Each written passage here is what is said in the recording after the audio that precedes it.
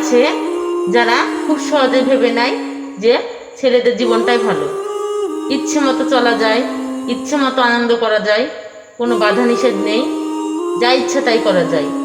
আসলে কি তাই? একদমই না। বাস্তবে ছেলেদের জীবন ঠিক ততটাই সহজ না যতটা সহজ আমরা মনে করি। বাস্তবে ছেলেদের জীবন ঠিক কেমন? যত কষ্ট মনের মধ্যে, কান্নাটা ঠিক গোপনে, শুধু হাসিটাই সবার সামনে। আর এই কারণে মেয়েরা ছেলেদের জীবনকে অনেক সহজভাবে নেয়, কিন্তু বাস্তবে যতটা সহজ মনে হয় আসলে ছেলেদের জীবন ততটা সহজ না।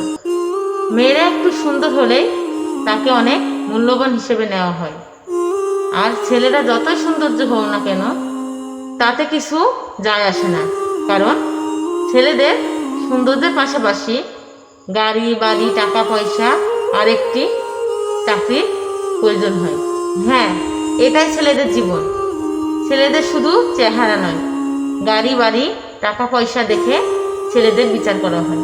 সত্যি ছেলেদের জীবন ঠিক ততটা সহজ নয় যতটা সহজ আমরা মনে করি।